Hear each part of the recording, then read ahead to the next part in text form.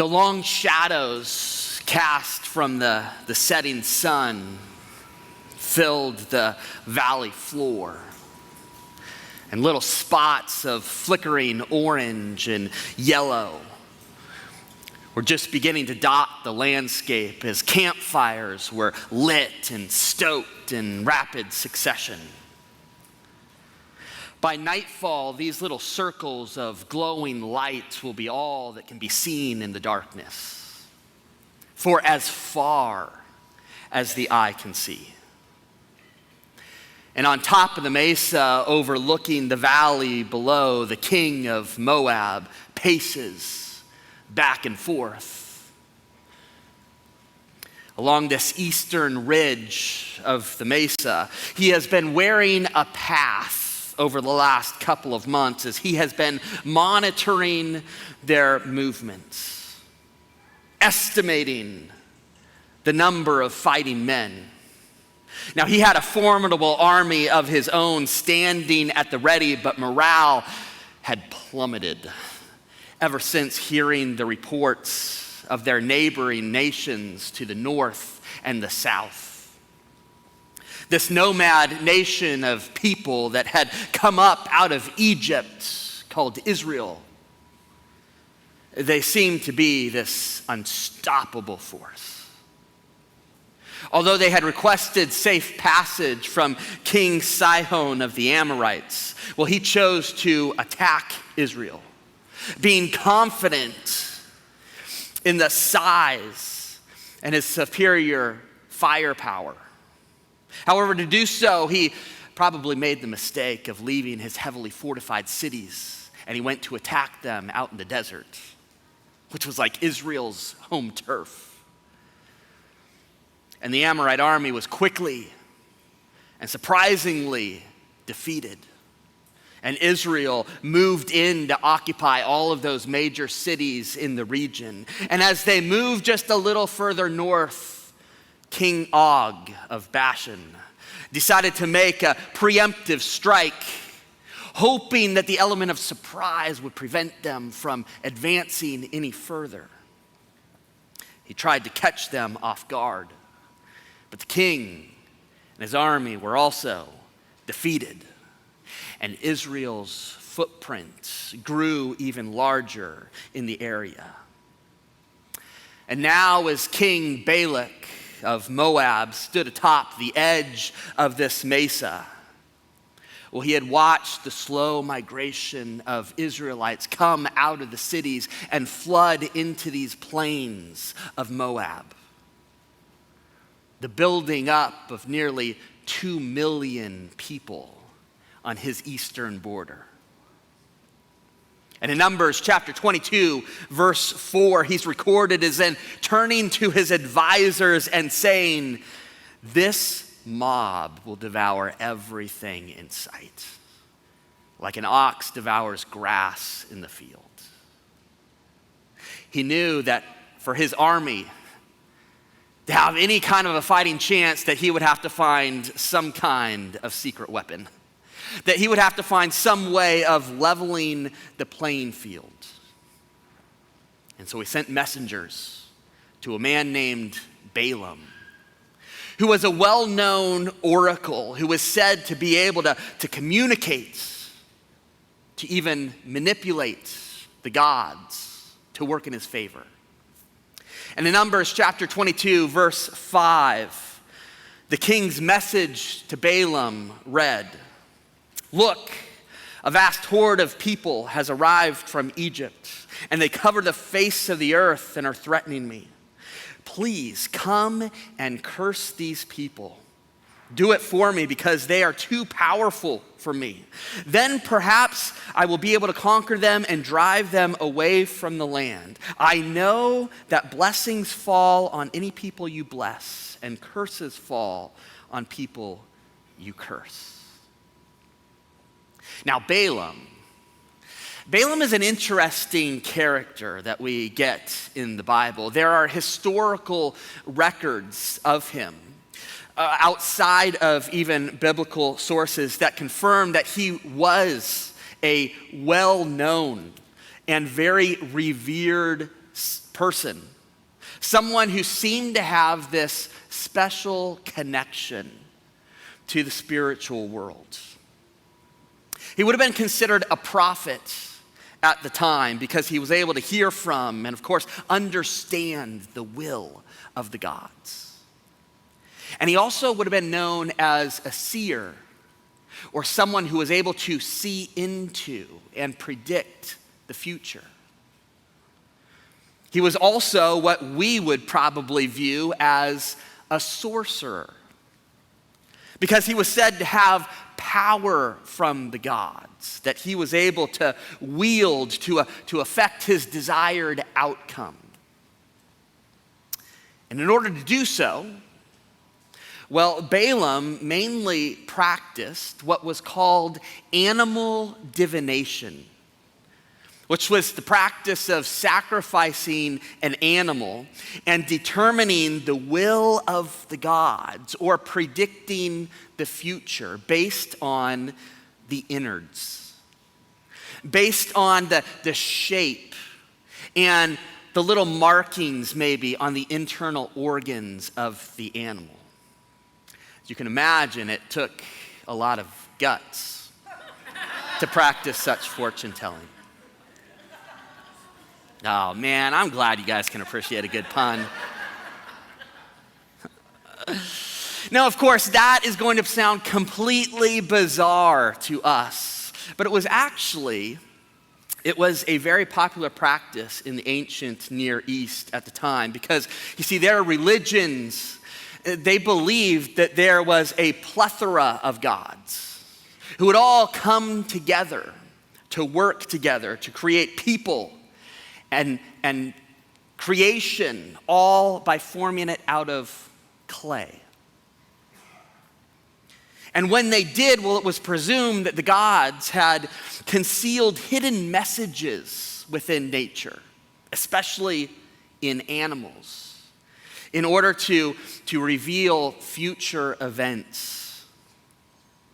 And what's also very intriguing about this guy, Balaam, we'll see, is that he seemed to also at least have somewhat of a knowledge of the one true God, the God of Israel. Even though he was outside, he was a foreigner to Israel, nor was he a follower of God. And he seemed to regard God as just kind of one of the many gods who he felt he had a connection to and could control or persuade. I imagine Balaam to be the kind of guy who always made a good first impression. If you took him home to meet your parents, he would have won them over in just 15 minutes of conversation. He was a spiritual man, yes, but he was a little more salesman by nature. He was a smooth talker, always able to tell anybody just what they wanted to hear. And he had a knack for negotiating, always able to finagle a deal that worked out good for himself. And we know that he was motivated the most by money. And so when Balaam received this message from King Balak asking him to come curse these invading people, well, the king's messengers also brought with them a certain sum of money in order to strike a deal. And Balaam, well, he was interested. But in Numbers 22, verse 8, this is what he said. He said, "Stay here overnight, and in the morning I'll tell you whatever the Lord directs me to say." Now here we can't really know for sure if Balaam was earnestly seeking to hear from God, or if this was just simply kind of a stalling tactic that he was using sort of as a bargaining chip. You know how when you want to ensure that the party you're negotiating with doesn't, get the idea that you're really eager to make this deal. But either way in the text, well, God's going to let him know just how he feels about this. In verse 12, God told Balaam, "Do not go with them. You are not to curse these people, for they have been blessed." And the next morning, Balaam got up and told Balak's officials, "Go on home. The Lord will not let me go with you." And so on face value, well, it appears as though he's being obedient to God. But it was probable that he was more than willing to comply to God's wishes because he figured it would probably give him even more leverage in these negotiations. In the New Testament, if you were to flip to the letter of Peter and Jude, they will both specifically use Balaam as an example of greed. In fact, this whole idea of a prophet for hire was really a sinister proposition. A lot like a shady politician who can be bought and paid for by the highest contribution. And Balaam knew, of course, that the king was in a desperate spot, that he was probably even his last or only resort. And so he could predict how the king would likely respond if his messengers came back to him empty-handed. In verse 14, it says, "So the Moabite officials returned to King Balak and reported, 'Balaam has refused to come with us.' And then Balak tried again. And so this time, he sent a larger number of even more distinguished officials than he had sent the first time. They went to Balaam and delivered this message to him. 'This is what Balak, son of Zippor, says. Please don't let anything stop you from coming to help me. I will pay you very well, and I will do whatever you tell me. Just come and curse these people for me.'" So now we're talking. Now Balaam has been given the blank check that he had probably been hoping for. He's got the idea now that he gets to name his price.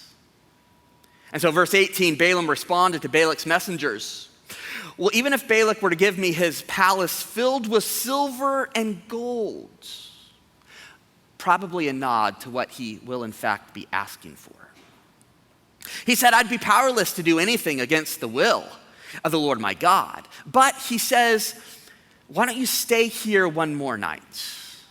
And I will see if the Lord has anything else to say to me." Now, of course, well, he knew what the Lord had said. God had made it pretty plain. But remember that he felt confident in his ability to persuade the gods. You see, he thought that given just a little bit more time, that he could outsmart God by rationalizing his behavior. Of course, while he had this ulterior motive of cashing in on the reward. Probably a lot like our kids might come to us sometimes and they ask us for something that is, seemingly very innocent.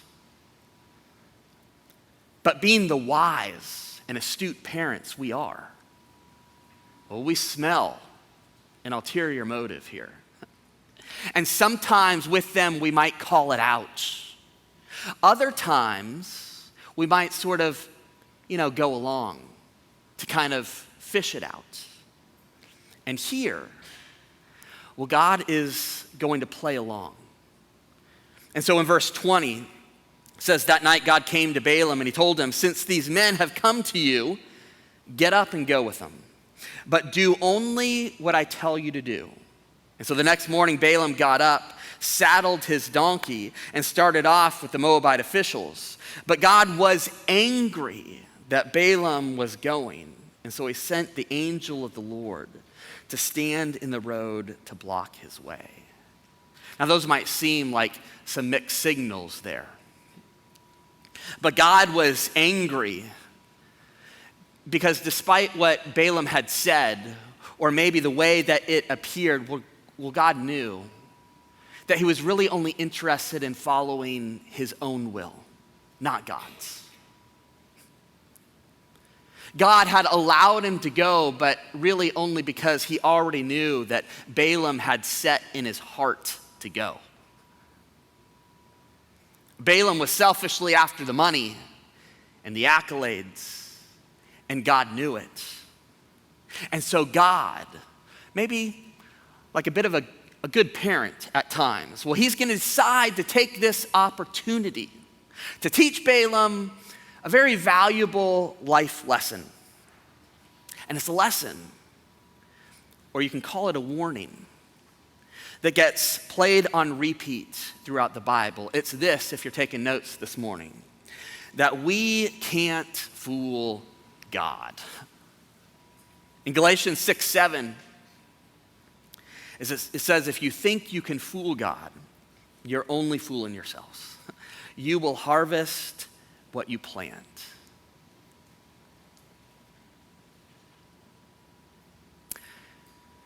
I'm reminded of the same lesson taught in another strange story in the Bible in our New Testament. It's found in Acts chapter 5. When a couple named Ananias and Sapphira sell some property, and they then give that money to the church, telling the apostles that it was the full amount that they had received for the sale of their property. Only, of course, if you know the story, well, it wasn't. It was only a portion of it, which the apostles, they didn't even initially know, nor would they have even cared. Because it's not like this couple was under any obligation at all to give any kind of amount from their house. You see, Ananias and Sapphira, this couple, they just simply wanted it to appear as though they were extremely over the top generous. Because they knew that such a gift would be applauded, that it would be celebrated by all the other believers. Now, to put it in our own context, I would say that they assumed that this news of their gift would be retweeted thousands of times, and that they would become instant overnight influencers. But of course, well, things didn't go as planned. They were unwilling to confess their sin, and Peter even told them that Satan had filled their hearts because they were really only lying to God. And God then had them both drop over dead. And the whole story ends by saying great fear gripped everyone who heard what had happened. Yeah, you think? I mean, listen, it is a little difficult to invite newcomers to a church service once they realized, wait a minute. Isn't that the church where the couple was murdered for not putting enough money in the offering plate? Yeah, hard pass. I mean, really, to us, when we're reading it probably seems like an overreaction by God. To us, it probably doesn't even feel like that big of an offense. Because again, if I were to put this in our own context, it would be like you selling your house for, say, $300,000, and then coming to the church and giving us a check for $100,000, telling us that it was the full amount that you had received by selling your house.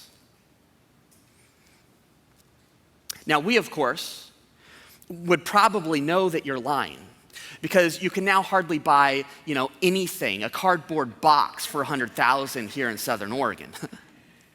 But you know what? We wouldn't even be mad about it. We'd be all right with you lying to us about it. That would be just fine. We would still accept your gift of $100,000 because, listen, it's still incredibly generous. And you're obviously under no obligation to give any amount from the sale of your house. But God, well, he reacts a lot differently than we would to their little dishonesty. And it's because God wasn't looking at their money. See, God was looking at their hearts. It tells us in 1 Samuel 16:7 that the Lord doesn't see things the way we see them. People judge by outward appearance, but the Lord looks at the heart. And so too it was with Balaam. You see, God wasn't looking at the prophet that he appeared to be. He wasn't fooled by Balaam's clever words or actions. He was looking at Balaam's heart. And it should remind us that there's no use ever in pretending with God. Because he sees right through the facade of, our pretty Instagram accounts or our nicely dressed family. Maybe it's even our church attendance. There's no need for the pious attitude or acting like we've got it all together, because God cares about what's in the heart. Which I will say that I actually find to be one of the most refreshing things about a relationship with God. That we never have to pretend to be anything that we're not. That we never have to fake being better than we really are. That God loves and accepts us just the way we are when we come to him, when we come clean with him, because he wants our hearts to be right with him. And we'll find that whenever that is the case, all the superficial stuff, well, it always just seems to take care of itself. But Balaam, of course, well, he was doing just the opposite. And he was pretending that he was good with God, thinking that he could fool God. And so just as we see with Ananias and Sapphira, well, God is going to respond to Balaam in a pretty radical way. In verse 22, if you're still following along, it says that as Balaam and two servants were riding along, Balaam's donkey saw the angel of the Lord standing in the road with a drawn sword in his hand. The donkey bolted off the road into a field, but Balaam beat it and turned it back onto the road. Then the angel of the Lord stood at a place where the road narrowed between two vineyard walls. And when the donkey saw the angel of the Lord, it tried to squeeze by, and it crushed Balaam's foot against the wall. And so Balaam beat the donkey again. And then the angel of the Lord, for a third time, moved further down the road. And he stood in a place that was too narrow for the donkey to get by. And this time, when the donkey saw the angel, it laid down under Balaam. And in a fit of rage, Balaam beat the animal again with his staff. Now, this poor donkey is just simply reacting to the obviously frightening sight that is before it. And you know what? By doing so, it's even sparing the life of its owner, Balaam. And what kind of thanks does this donkey get? A beating. 3 of them. Now, when we read through this passage, we probably just kind of read it as like a strange story of the Bible. But actually, in the Hebrew text, this was also meant to be a satirical story. Now, yes, it is absolutely true. But God is going to allow things to play out in a sort of comical, even ironic way. For example, here it's meant to be very ironic that here you have this renowned seer who's able to see things into the future, but he's not even able to see something that's so obviously standing right in front of him. And the Hebrews also would have really read this as being very humorous. That here you have this donkey that has more spiritual insight than the prophet. And so this is God he's playing along here. He's sort of even poking fun in order to make some serious points. And now he's going to take the antics up even further. And in verse 28, it says, "Then the Lord gave the donkey the ability to speak." Now here is where we really get to have a lot of fun with the story. Because I told you about the advantage that the Hebrews would have had in really reading this and understanding it as a story of satire. But the advantage that us modern readers now have is that we now get to choose which voice we would like to hear donkey speak with. All right? So I give you option A. Okay. Now, you can, of course, go with what might be a childhood favorite for many of you. The donkey from Winnie the Pooh, appropriately named Eeyore, because his disposition always sort of sounds like, the gloominess of his name. So you can picture, you can hear that, can't you? Oh, bother. Guess I lost my tail again. Or you can go for option B. You might remember him. You can opt for a little more, optimism and spunkiness. If you want to choose this donkey from Shrek, of course, just simply named Donkey. And he was always very energetic, a little mischievous, definitely a little sassy. And so here you get the choice, all right, of whatever you want to hear in your own mind. As God gives now him the ability to speak. And this is what Donkey says in verse 28. "What have I done to you that deserves your beating me 3 times, it asked Balaam. "You have made me look like a fool," Balaam shouted. "If I had a sword with me, I'd kill you." Now, this again, listen, it's meant to be a little more humor, because here you have Balaam so worked up and he is so upset that it doesn't even seem to dawn on him that he is arguing with a donkey. When Donkey begins speaking, he doesn't even hesitate to respond. And then Donkey says this, "But I am the same donkey you have ridden all your life," the donkey answered.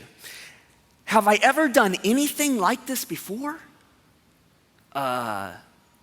No, Balaam admitted.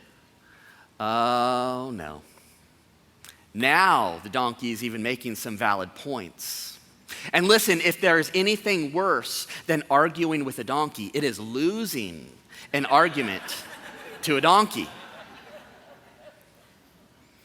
And then in verse 31 says, "Then the Lord opened Balaam's eyes, and he saw the angel of the Lord standing in the roadway with a drawn sword in his hand. Balaam bowed his head. He fell face down on the ground before him." Sometimes God has to do some pretty outlandish things to get our attention. Now, my guess is that we probably don't have any stories of a talking animal, but we can probably tell of some pretty strange coincidences, unforeseen events, random people that came into our life at just the right time, that was able to open our eyes maybe to God's presence in our life. Whereas we may have once thought of ourselves as just being on our own, maybe even being in control of our life. Well, God suddenly made himself known in the most random of ways or circumstances so that we could be shown that we were lost, but now can be found, that we were blind, but now able to see. And Balaam, he was suddenly able to see that he was being dumber and more stubborn than a donkey. It was a wake-up call. That's when he realized, when he acknowledged that his pride and his greed had gotten the best of him. Now, greed, because he had obviously put his desire for more money, more fame on top of his desire list. It was his will over God's will. And pride, well, because he thought that he could use God by outsmarting him. He actually thought that he had control of any situation. And as I was reading through Balaam's whole story, it spans several chapters here. You know, one of the thoughts that I kept having as I just read through his story was this: that the two biggest barriers to life with God are pride and greed. Now, there's obviously a lot of other sin that we can allow to get in the way of our relationship with God, but that's normally because it really begins to affect how we view God, not really how God views us. But these two, pride and greed, they're a little different because they are the two that really force us to turn our backs to God. If you're taking notes again, pride convinces us we don't need God.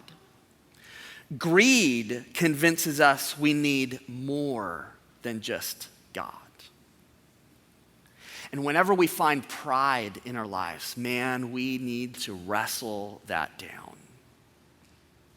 And we can do so by maybe identifying those areas in which we struggle and practicing then intentional acts of humility there, in order to train us to take our focus off of ourselves.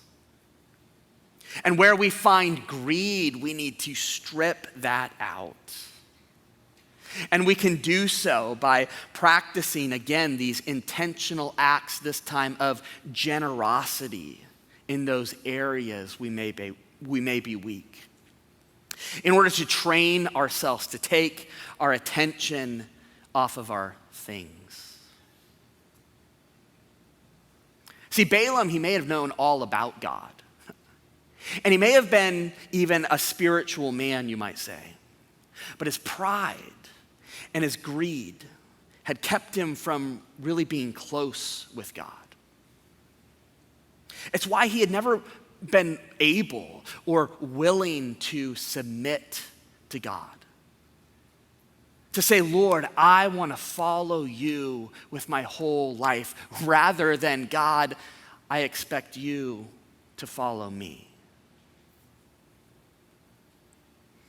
And the story goes on to say that Balaam acknowledged his sin as he fell down before God. He repented to God. He even said, Lord, it's cool, I won't go. And God said, no, go ahead. Go ahead and meet still with King Balak, because God, well, he's still got a few cards to play. And so when Balaam arrived, he said this to the king in verse 38. He said, look, now I have come, but, he says, I got to tell you, I have no power to say whatever I want. I will speak only the message that God puts in my mouth. And Balak took Balaam up to the high place where he had been keeping watch, overlooking the swarm of Israelites that appeared as like ants in the valley below. And it reminded him of the handsome reward he was willing to pay if the prophet would just curse these people. And so Balaam then went off to seek God. And when he returned, you may know the story, rather than blessing these people, rather than cursing these people, he instead He blessed them. Well, the king, he was furious. He said, "You're horrible at this." But remember, he was also desperate.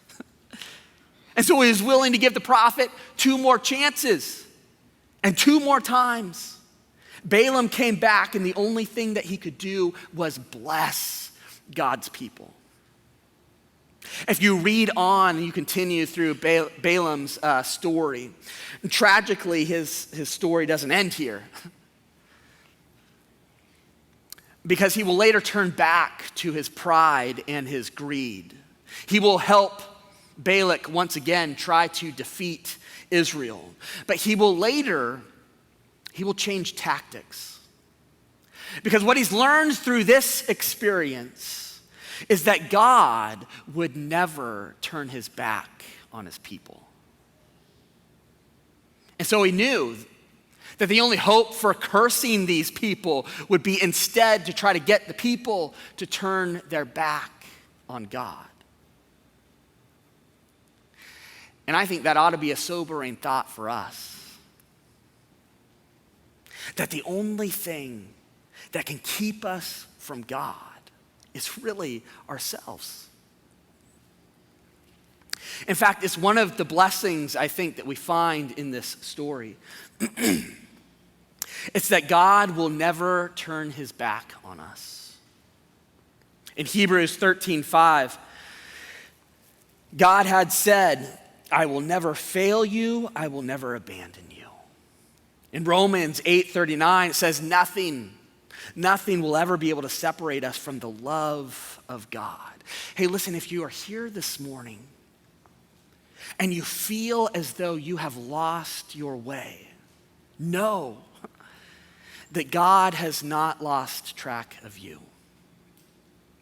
That just as we see in the story of the prodigal son, that God comes running with outstretched arms whenever we're willing to turn back to him.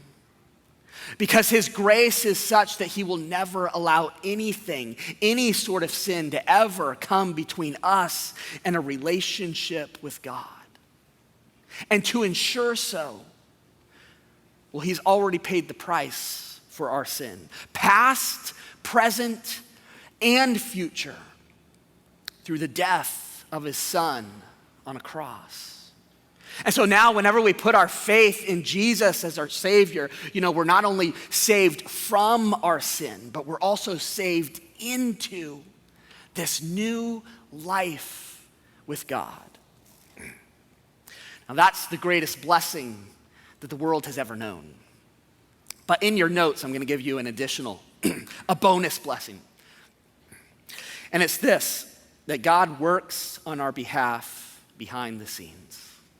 The worship team can come forward. What I find fascinating just in this little passage here is that Israel wasn't even aware that this whole story with Balaam was even playing out. See, they had no idea that they were even in danger of being cursed. Did you notice this? They were just going about their business. They were down in camp. They were kind of twiddling their thumbs. They were preparing to cross the Jordan River into Canaan, into the land that God had promised them. And little did they know that God the whole time had been interceding for them, orchestrating things on their behalf, all behind the scenes in order to cause the good things that he had prepared for them to occur in their lives. And God does the same with us. That for all of us who have put our faith in Jesus and become part of God's family, we have become his people. God works behind the scenes always in our life. And we may not always know it. Trust me, we may not always understand it. In fact, there are probably going to be plenty of times when we think that we're being cursed because we can't imagine how God could possibly make any good out of this. But what was meant for evil, God can turn for good, Scripture says. The prophet Isaiah tells us that God works in mysterious ways, that his ways are higher than our ways, that his thoughts are greater than our thoughts. Paul assures us in Romans 8:28 that God causes everything to work for the good, work together for the good for those who love God and are called according to his purpose for them. The question for all of us is, will we follow God with our whole life? Or like a prophet for hire, will we instead just hope God to follow us? Lord, our prayer this morning would be that you lead, that we follow. God, may we find blessing in our lives as we seek to follow you and your ways. God, as we fall more in love, more in relationship with you, Lord, we pray that we would find ourselves being shaped and molded into your great image, into an even greater reflection of your love. Lord, would you speak to us now as we sing this last song, as there's going to be some prayer partners up front to pray. Lord, would you speak to our hearts? God, would you inspire? Would you challenge maybe where we need to be challenged? May we take this morning just another step closer to you, I pray. In your name, amen.